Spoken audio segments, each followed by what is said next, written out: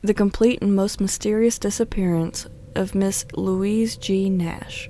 Published Sunday, July 27, 1902. Washington, D.C. through the Washington Times. The Complete and Most Mysterious Disappearance of Miss Louise G. Nash.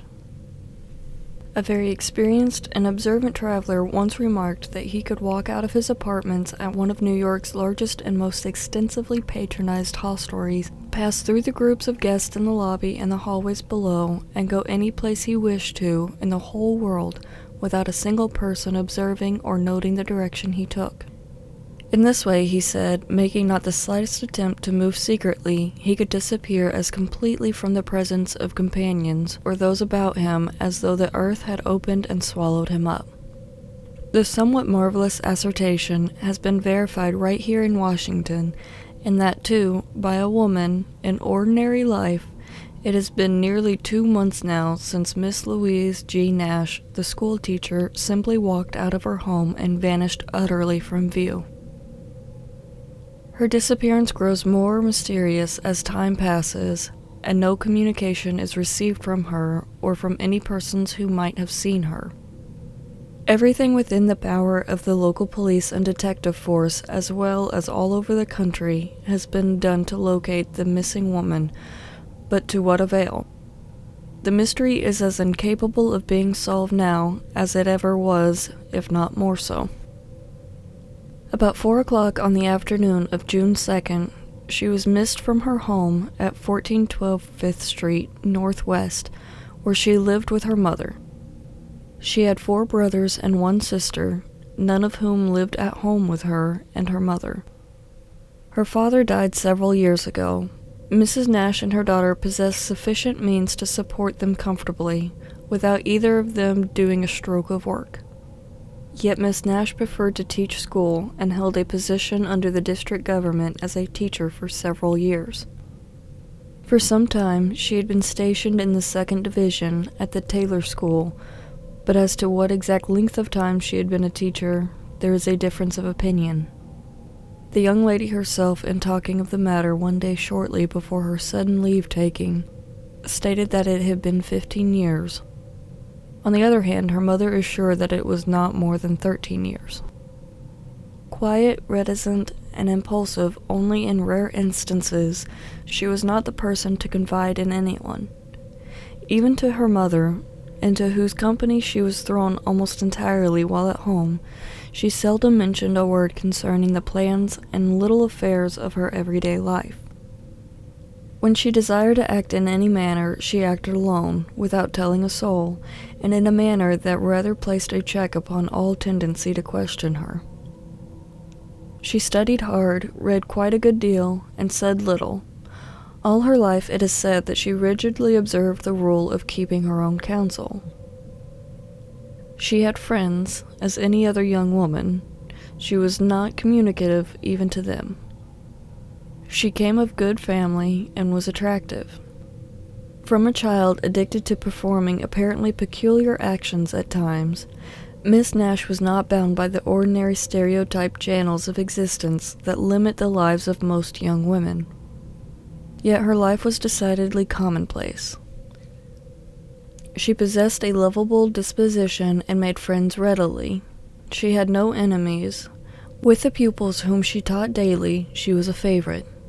To the best behaved and the most unruly alike, she was kind, gentle, and patient, always ready to forgive and forget an offense. She was friendly with the boys and girls, and in return, they admired her.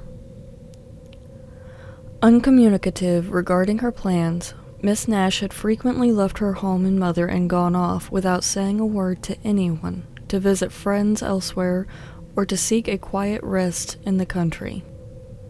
For these sudden and peculiar journeys, she made no preparation so far as could be learned. When the fancy struck her, she would merely leave without saying so much as goodbye, and return when she was good and ready. Sometimes she would write her mother during her absence telling her where she was. Oftener she would not. Miss Nash went out on June 2nd, ostensibly for the purpose of doing some shopping. She has never returned. About 4 o'clock in the afternoon, her mother discovered that her daughter was out. That night she did not return, nor the next day, nor the following day, nor any time that week. Mrs. Nash had supposed her daughter had merely gone off on another of her characteristic jaunts, but as time passed by and no word came from her, she thought it was time to institute some investigations. She did. Letters were written, the machinery of the local police department and departments elsewhere was set in motion. Newspapers took up the matter of the young woman's strange disappearance. Her pictures were published broadcast.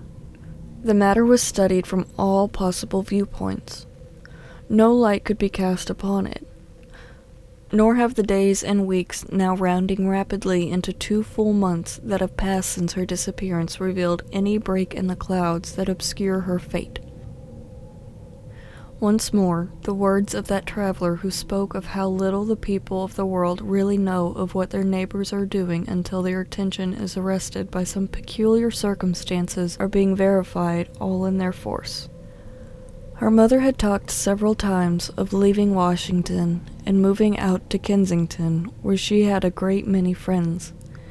This apparently did not please the young lady. She demurred, but made no protest. The very suggestion that she had a love affair was utterly scouted by her mother. Never in her whole life, she said, had she evinced the slightest trace of being in love. She was not even as fond of the society and company of men as most young women are. Then came her disappearance. Mrs. Nash wrote to the college in Philadelphia with which her daughter had corresponded, thinking that perhaps she had gone there to avail herself of the summer course. She was not there.